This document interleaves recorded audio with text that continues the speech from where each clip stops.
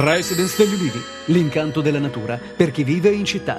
Telefono 0962 96 4192 348 01 17 609.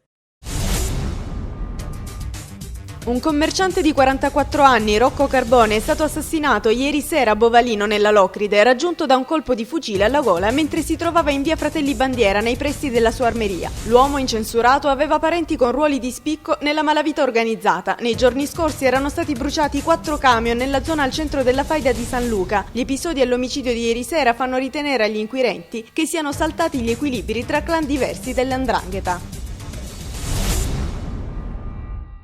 2 banditi armati di taglierino hanno rapinato la filiale della banca di credito cooperativo a Rocca di Neto, nel Crotonese. Il bottino ammonta a circa 30.000 euro. I malviventi, a volto scoperto ma con berretti sul capo, sono entrati nei locali dell'istituto di credito e si sono fatti consegnare da un'impiegata il denaro contenuto in cassa. Quindi si sono dati alla fuga facendo perdere le tracce. Sul posto sono intervenuti i carabinieri di Rocca di Neto insieme a quelli di Crotone. I militari stanno esaminando le riprese registrate dall'impianto di videosorveglianza.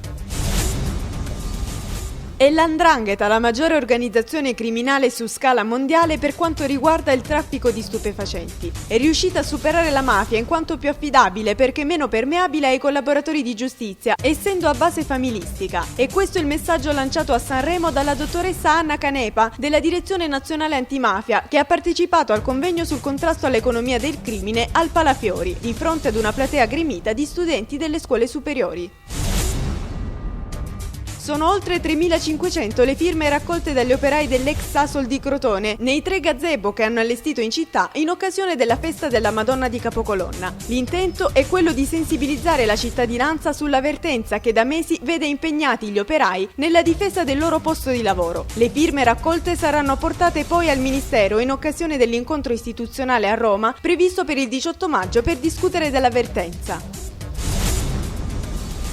È stato ieri il giorno della decadenza di Giuseppe Scopelliti da sindaco di Reggio Calabria. Il suo posto, fino alle elezioni che dovranno essere fissate dal governo, sarà preso da Giuseppe Raffa, attuale vice sindaco, sempre del PDL. La decadenza, dopo l'elezione di Scopelliti a governatore della Calabria, è stata votata dal Consiglio Comunale, convocato a Palazzo San Giorgio. Dopo gli 8 anni di impegno del neogovernatore alla guida politico-amministrativa, Giuseppe Raffa è ufficialmente il sindaco reggente della città dello Stretto. Ieri mattina nel salone di rappresentanza di Palazzo dei Bruzzi, alla stampa sono stati presentati molti appuntamenti in cartellone in occasione della Notte dei Musei Cosentina, durante la quale i musei e le aree archeologiche apriranno le porte gratuitamente in orario serale e notturno. Questa sera a Cosenza e provincia saranno aperti il Museo Archeologico Statale, il Parco Archeologico di Sibari, il Museo Archeologico Nazionale della Sibaritide, la Galleria Nazionale di Cosenza, l'Antiquarium di Scalea Torre Cimalonga ed il Museo dell'Alto Tirreno.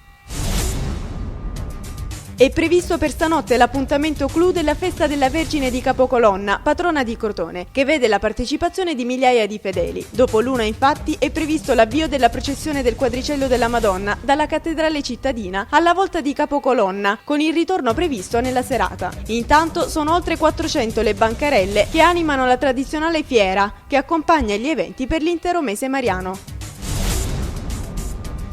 Si concluderà domani il primo Motor Show Città di Rende. In questi giorni grandi esibizioni degli stuntman della scuola show motori di Orazio di Virgilio di Roma, con performance su 2 ruote a bordo della BMW da strada. Spettacolare anche Emanuele Freddo sulla sua moto da strada, su cui riesce a divertire e lasciare a bocca aperta. Ma la parola d'ordine è sicurezza, soprattutto rivolta ai giovani, ai quali si rivolgono le attività degli esperti della Federazione Motociclistica Italiana. Con la convenzione firmata ieri dalla provincia di Crotone, dall'Istituto di Credito Sportivo e dal CONI, si è dato vita ad un nuovo strumento per sostenere lo sport nel territorio della provincia pitagorica. 15 milioni di euro da spendere per gli impianti sportivi e questa la cifra del mutuo per rilanciare l'attività sportiva nel territorio. Alla conferenza stampa hanno partecipato, oltre al presidente Zurlo, l'assessore all'impiantistica sportiva Carbone, l'ex assessore oggi consigliere regionale Alfonso Dattolo, il vicepresidente nazionale dell'Istituto per il Credito Sportivo e il presidente provinciale del CONI.